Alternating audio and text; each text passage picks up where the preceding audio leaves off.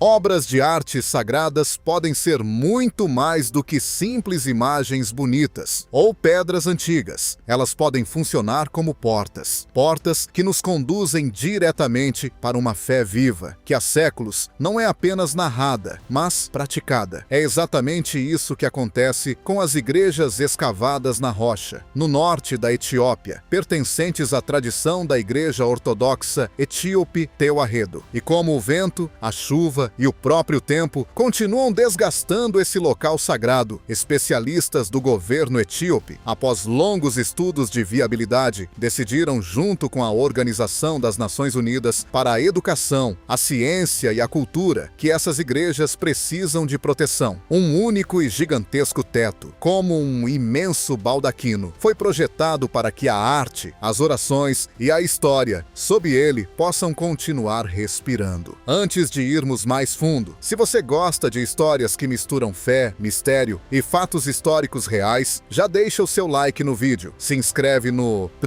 canal e escreve agora nos comentários de que país você está assistindo, porque temas como esse ganham vida quando pensamos neles juntos. E agora eu te faço uma pergunta: e se as últimas palavras de Jesus não foram o fim, mas o começo? Não um ponto final, mas uma missão que, justamente hoje, volta a ecoar com força, porque nas igrejas esculpidas em pedra da Etiópia, escondidas entre montanhas, desfiladeiros e mosteiros antiquíssimos, textos foram revisitados, textos que muita gente no Ocidente sequer conhece. Com tecnologia moderna, incluindo escaneamentos digitais de alta resolução e análises assistidas por computador, tornaram-se visíveis escritos que a olho nu quase não podiam mais ser lidos. E de repente, para alguns, aquilo soou como um eco vindo de quase 2000 anos atrás. Ensinamentos que supostamente teriam sido transmitidos após a ressurreição. Palavras que soam como advertências. E a ideia é tão poderosa que prende você imediatamente. Não é apenas uma lenda em suas mãos, mas um manuscrito antigo que parece ter esperado exatamente por este momento. Fica comigo até o final, porque, sendo você religioso ou não, essa jornada pode mudar completamente sua visão sobre o cristianismo primitivo e a espiritualidade etíope. Imagine uma biblioteca que não está em um museu, mas vive atrás de muros monásticos. Enquanto grande parte do mundo cristão cresceu com uma Bíblia de 66 livros, monges etíopes preservaram uma tradição bíblica significativamente mais extensa em sua prática eclesiástica. Frequentemente fala-se em 88 livros, 22 textos adicionais. E aqui começa a atenção. Por que esses escritos são praticamente desconhecidos no Ocidente? Foram considerados incômodos, diferentes demais? Ou será simplesmente o resultado histórico de como os cânones se formaram, regionalmente, ao longo dos séculos, com debates, seleções e também perdas? Nessa narrativa, livros adicionais rapidamente se transformam em livros proibidos. Uma tradição regional vira um arquivo secreto. E monges tornam-se guardiões de algo que o mundo não deveria ver. Mesmo que a realidade histórica seja mais complexa do que um suspense cinematográfico, a dedicação desses mosteiros é absolutamente real. Textos foram copiados linha por linha à mão, preservados, escondidos, salvos, às vezes em períodos em que guerras, invasões ou incêndios poderiam ter significado o fim. Só de imaginar já é impressionante. Pessoas, à luz de velas, preservando letras porque acreditavam que a verdade não lhes pertencia, mas ao futuro. E então vem um momento que parece um corte de cena em um filme. No ano de 1950, uma pesquisadora chamada Beata Trickplain teria encontrado, no mosteiro de Aba Garima, 2 evangelhos muito antigos, escritos em Ge'ez, a língua litúrgica clássica da Etiópia. Durante muito tempo pensou-se que eram manuscritos impressionantes, mas apenas com alguns séculos de idade. Porém, análises científicas posteriores e técnicas modernas de imagem mudaram essa perspectiva. Esses evangelhos, hoje conhecidos como Evangelhos de Garima, foram datados entre os anos 330 e 650 depois de Cristo. E de repente, surge uma imagem quase silenciosa, impactante. Livros em pergaminho, ricamente ilustrados, que existem há cerca de 1600 anos. E não apenas existem, mas foram utilizados. Esses manuscritos não são peças de exposição pareciam intocáveis atrás de vidro. Eles mostram marcas de uso, bordas escurecidas, páginas suavizadas por séculos de manuseio. Um pesquisador os descreveu certa vez como usados, e esse é exatamente o ponto. Foram lidos, foram rezados, foram abertos em cultos ao longo de gerações, enquanto impérios surgiam e caíam, enquanto teologias se desenvolviam, enquanto em outras partes do mundo concílios discutiam quais textos deveriam ou não fazer parte do cânone oficial. E aqui, a narrativa ganha intensidade. Enquanto no Ocidente o cânone bíblico foi sendo definido e alguns escritos ficaram de fora das coleções finais, a Igreja Etíope manteve uma tradição mais ampla. Textos como o Livro da Aliança e a Didascália tiveram papel na cultura espiritual etíope. Daí surge facilmente uma tese dramática. A ideia de que Jesus, após a ressurreição, não simplesmente ascendeu aos céus, mas teria transmitido ensinamentos profundos durante 40 dias. Ensinamentos que, segundo essa narrativa, teriam desaparecido do cristianismo dominante. Independentemente de se aceitar essa interpretação ou não, o que chama a atenção é a força dessa imaginação, porque nesses textos aparece repetidamente um tema central: o aviso, o alerta de que palavras podem ser distorcidas, de que pessoas podem proclamar o nome de Deus em voz alta, mas esquecer o coração da mensagem, de que se pode construir edifícios magníficos e ainda assim ignorar que o verdadeiro templo está dentro do ser humano. Esses pensamentos não são exclusivos da Etiópia, eles também aparecem em outras tradições cristãs, antigas e bíblicas, mas aqui são transmitidos com intensidade particular. E então surge a visão de um futuro em que líderes religiosos colocam poder acima da misericórdia, em que a piedade vira fachada, em que rituais parecem mais importantes do que compaixão. Quando ouvimos isso no ano de 2025, soa quase como um espelho, um mundo cheio de vozes, opiniões, autopromoção, pessoas mais conectadas do que nunca, mas muitas vezes vazias por dentro. Em algumas pregações etíopes, essa condição é descrita como morte viva, um coração que bate, mas uma alma que dorme. Aqui a narrativa se torna controversa, pois frequentemente afirma que esses textos teriam sido deliberadamente suprimidos no Ocidente. Historicamente, o processo é mais complexo. A formação do cânone bíblico foi um desenvolvimento longo, ao longo de séculos, marcado por debates teológicos, tradições regionais e decisões práticas. Ainda assim, para efeitos dramáticos, a simplificação é tentadora. Uns teriam excluído, outros preservado. Um exemplo fascinante nesse contexto é o Livro de Enoque. Enquanto na maioria das igrejas ocidentais ele não faz parte do cânone bíblico, na Etiópia foi preservado integralmente. Fragmentos do texto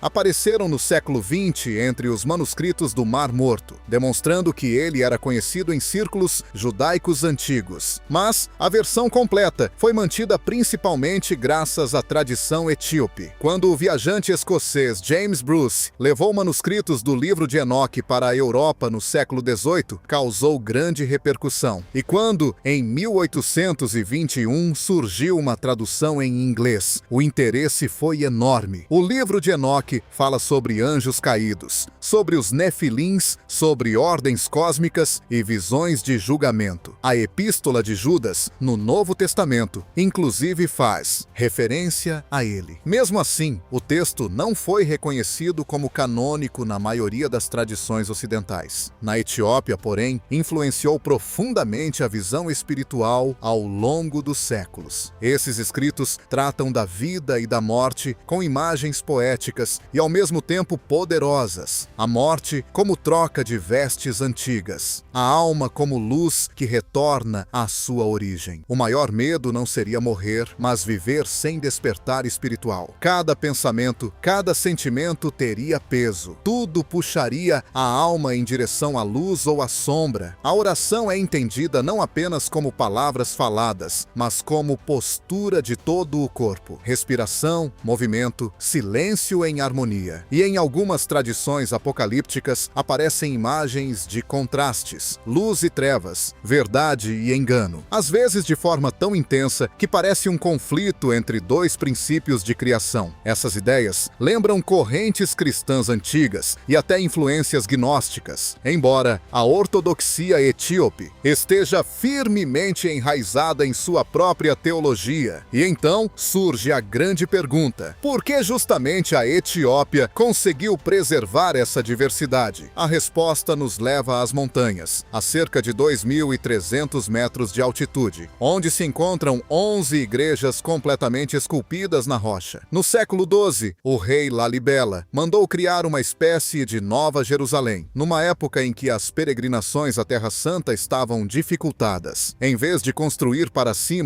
a pedra foi talhada de cima para baixo. Espaços, colunas, janelas, escadas, tudo retirado de um único bloco de rocha. Vista de cima, especialmente a igreja de São Jorge impressiona. Um formato perfeito de cruz, cerca de 15 metros escavados no solo. Essas igrejas foram reconhecidas como Patrimônio Mundial pela Organização Cultural das Nações Unidas. Mas não são monumentos silenciosos, são lugares vivos. Todos os anos, dezenas de milhares de fiéis peregrinam até ali, vestidos de branco, acompanhados pelo aroma do incenso e pelo som de cânticos antiquíssimos. Esses cânticos ecoam com força especial no dia 19 de janeiro, quando na Etiópia se celebra o Timkat, a festa da Epifania, que recorda o batismo de Jesus no Rio Jordão. Ainda durante a noite, milhares, às vezes centenas de milhares, de pessoas começam a se reunir. Vestidos de branco, permanecem lado a lado, enquanto sacerdotes com vestes coloridas carregam os chamados tabotes, réplicas consagradas que simbolizam a Arca da Aliança. Em procissões solenes, esses objetos sagrados são levados até rios ou grandes reservatórios preparados para a cerimônia. Com a primeira luz da manhã, a água é abençoada. O momento é carregado de emoção. Muitos entram na água, deixam-se aspergir ou mergulham completamente. Não se trata apenas de um gesto simbólico, mas de um ato profundo de renovação espiritual, de purificação interior, de conexão com uma corrente de gerações que remonta aos primeiros séculos do cristianismo. É fé vivida, corpo e espírito em movimento. Além disso, há uma convicção que marca profundamente a identidade etíope, a crença de que a verdadeira Arca da Aliança está guardada em Aksum, protegida por um único monge que dedica sua vida inteira à oração. Essa tradição se apoia no antigo texto chamado Quebra Nagaste, que narra como Menelik, filho da rainha de Sabá e do rei Salomão, teria levado a arca para a Etiópia. Historicamente, não há provas conclusivas desse relato, mas a força simbólica dessa crença moldou a consciência nacional de maneira impressionante. Ela sustenta a ideia de que a Etiópia ocupa um lugar especial na história sagrada. A independência política também desempenhou um papel fundamental na preservação dessa tradição. Diferentemente de muitos países africanos, a Etiópia nunca foi colonizada de forma duradoura. Em 1896, na Batalha de Adwa, o exército etíope derrotou as tropas italianas. Esse momento tornou-se símbolo de autonomia e resistência. Graças a isso, língua, liturgia e estruturas eclesiásticas permaneceram intactas ao longo dos séculos. Enquanto na Europa ocorreram reforma, contra-reforma e inúmeros conflitos teológicos, a Igreja Ortodoxa Etíope desenvolveu-se em continuidade própria, profundamente mística, fortemente litúrgica e centrada na comunidade. Mosteiros como Abba Garima sobreviveram a invasões no século XVI, conflitos no século XIX e incêndios no início do século XX. O simples fato de que os evangelhos de Garima ainda existam parece quase um milagre de perseverança. Os monges não se viam como censores da verdade divina, mas como seus guardiões. Eles não decidiam o que Deus poderia ou não ter dito, apenas transmitiam fielmente aquilo que haviam recebido. Hoje, a tecnologia moderna permite tornar visível tinta desbotada, analisar camadas de pintura, datar pergaminhos com precisão científica. Estudos de radiocarbono forneceram indícios sólidos sobre a antiguidade dos manuscritos. Processos digitais ajudam a decifrar detalhes que permaneceram ocultos por séculos. E ainda assim, um aspecto permanece inalterado. Esses textos nunca estiveram totalmente perdidos. Eles foram lidos, cantados, vividos. Por que então essa história nos toca tanto no século século XXI, talvez porque ela fale de algo maior do que debates acadêmicos. Fala de fidelidade, de pessoas convencidas de que o amor vale mais do que o poder, de que a verdade é mais preciosa do que a conveniência, de que a transformação interior é mais importante do que o brilho exterior. Repetidas vezes, essas tradições retornam ao mesmo núcleo. O reino de Deus não surge por meio de exércitos ou instituições, mas através de indivíduos que escolhem a compaixão no cotidiano. Os textos etíopes enfatizam humildade, serviço ao próximo, vigilância do coração, alertam contra a religiosidade vazia, contra o espetáculo espiritual sem substância. Falam de um fogo que não destrói, mas purifica. Um fogo que queima orgulho, engano e egoísmo, revelando o essencial. Quer alguém? Interprete essas imagens literalmente ou simbolicamente, elas carregam força. Talvez a verdadeira mensagem não esteja na ideia de um evangelho secreto que mudaria tudo o que conhecemos. Talvez esteja na constatação de que existiram e ainda existem comunidades que mantiveram uma visão espiritual viva por séculos, apesar de ameaças externas, do esquecimento e da indiferença. Enquanto o mundo mudava, elas permaneciam em seu ritmo de oração, jejum, canto e cópia de manuscritos. Quando você observa imagens de Lalibela ou assiste às celebrações do Timkat, não está vendo um fragmento exótico à margem do cristianismo. Está contemplando uma das tradições cristãs mais antigas em continuidade no mundo. Uma tradição que preservou o livro de Enoque, os evangelhos de Garima, suas liturgias e seus festivais. Uma tradição que mostra que fé não é apenas discutida, é vivida. Talvez o verdadeiro desafio não seja descobrir se palavras ocultas de Jesus foram reveladas. Talvez seja perguntar se estamos dispostos a levar a sério as palavras que já conhecemos há muito tempo. Amar o próximo, permanecer vigilantes, buscar a verdade, evitar a aparência vazia de espiritualidade e manter o coração vivo. Se fizermos silêncio mais uma vez e contemplarmos o panorama completo, perceberemos que não se trata apenas de livros antigos ou monumentos impressionantes. Trata-se de uma postura interior que atravessou séculos. Impérios surgiram e caíram, ideologias floresceram e desapareceram, tecnologias aceleraram o mundo, tornaram-no mais barulhento. E nas montanhas da Etiópia permaneceu um ritmo, oração ao amanhecer, trabalho durante o dia, canto ao anoitecer, páginas de pergaminho sendo viradas, incenso subindo no ar, vozes repetindo palavras já pronunciadas por gerações anteriores. A força dessa história talvez não esteja em revelações espetaculares, mas na continuidade, no fato de que, durante quase 2000 anos, pessoas acreditaram que a verdade deve ser preservada, não como arma, mas como luz, que textos servem para orientar, não para dominar, que fé não é apenas um sistema de doutrinas, mas uma relação viva. E aqui a questão se torna pessoal. Os antigos escritos etíopes, sejam considerados canônicos ou apócrifos, giram em torno de perguntas semelhantes. Você vive desperto ou adormecido por dentro? Constrói apenas estruturas exteriores ou cultiva o seu coração? Busca aplauso ou verdade? Essas perguntas atravessam os séculos. Poderiam ter sido feitas há 1000 anos e continuam atuais hoje. Em um mundo marcado pela velocidade, pela distração constante, por espaços digitais que nunca silenciam, a imagem dos monges surge como contraponto. Nada de notificações intermináveis, nada de comparação constante. Em